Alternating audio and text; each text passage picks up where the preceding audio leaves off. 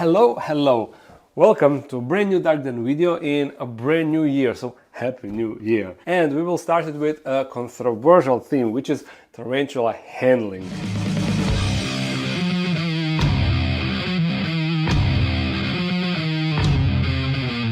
The reason why I want to talk about it is because my opinions changed quite a bit in regards to handling. Before I was strictly against it, but with time, as the years passed by, I definitely became not for tarantula handling, but my approach is totally different. Let me bring one tarantula and then we can discuss as I show you how to properly handle a tarantula. It will be one classic species. This was actually the first tarantula species that I got for myself 10 years ago now. It is not the same tarantula, but the same species, which is Grammostola rosea.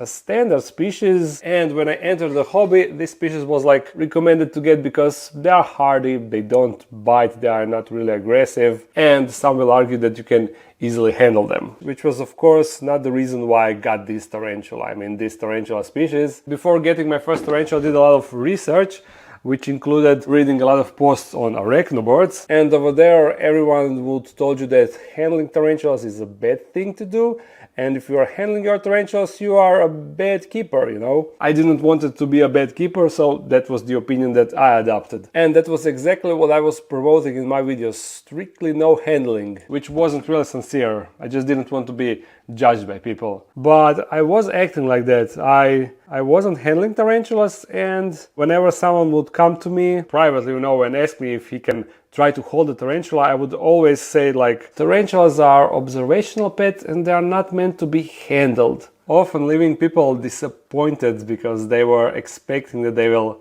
get an opportunity to hold one of these amazing creatures.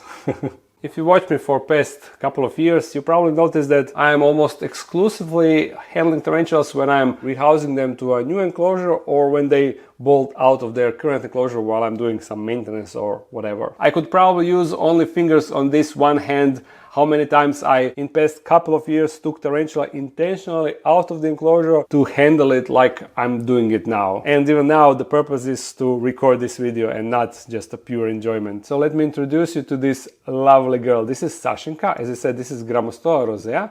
And you see, she's super chill, not really doing anything besides standing on my hand. So if you don't know anything about tarantulas and you are maybe new in hobby, you might be wondering why handling is such a taboo subject, why everyone is preaching that handling is bad, and pictures of it are even banned in majority of groups from what I'm aware of, at least in some older groups. There you go, back to your house. This is the case. Tarantulas, they don't like to be handled. And you could even say that they hate to be handled. I'll bring another one. When you try to get tarantula to climb your hand, they will often avoid touching your skin because they can sense that this is something alive, that it is not just some branch, and they will avoid it. They can probably feel your heat or maybe perspiration on your hand, but I experienced it countless times when tarantula would just avoid climbing my hand, and I had a hard time picking it up. Anyhow, yeah.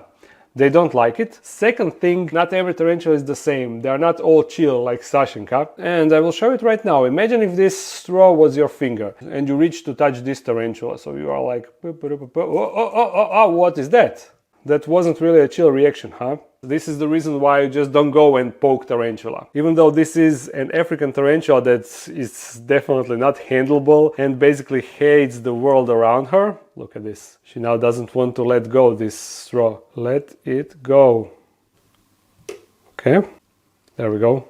Majority of tarantulas that are kept in a proper enclosure with a proper height will react similar like this, because they will think that your finger is some juicy roach and they will just jump on it. And that's actually the case even with Sashenka sometimes. It is called food reflex and they all have it. I'll give you an example with this Grammostola. She is definitely a species that is handleable, just like Sashenka. But again, if this was your finger and you reach to touch the tarantula, okay, that was not as intense reaction as with Harpactira, but you could still see that she was like feeling it out to see if that is the food. And now when she figures out that it is not food and still continues to be bothered, she can go into a defensive posture, you see. She's showing fangs and usually they will just slap first, but sometimes they can also bite.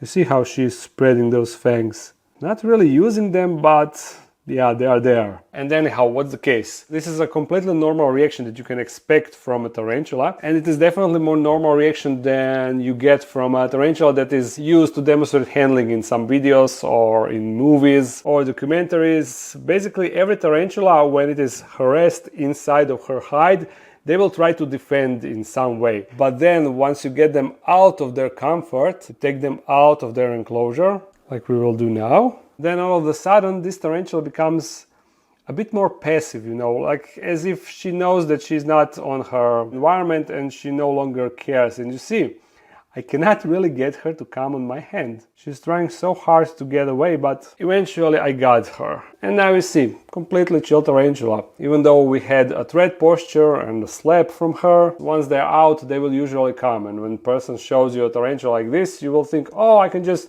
take tarantula out of her enclosure and that's it. That is not the case, and that is exactly why pictures and videos of tarantula handling is a bit misleading. Without a proper context, you can get completely wrong conclusions, and in my opinion, making it a taboo thing in the hobby definitely didn't help it. Showing how to properly handle a tarantula, explaining its risks, and not just blindly judge it would definitely be more beneficial for the hobby, because people still handle tarantulas. People will always handle tarantulas. It is not something that you can just forbid, but it can definitely be done safely and responsibly. It is a thrilling experience, and it is no wonder why people will find it fascinating thing to do and to see someone else do if they are afraid, you know. We humans are interactive creatures, and we prefer, we like to get a hands-on experience, and it is not something that should be looked down upon. I would have a couple of rules when it comes to handling tarantulas. First one would be, if tarantula is buried in the hole, don't try to dig it outside. Don't unnecessarily destroy their home. And often when tarantula is buried, it could mean a potential pre-molt,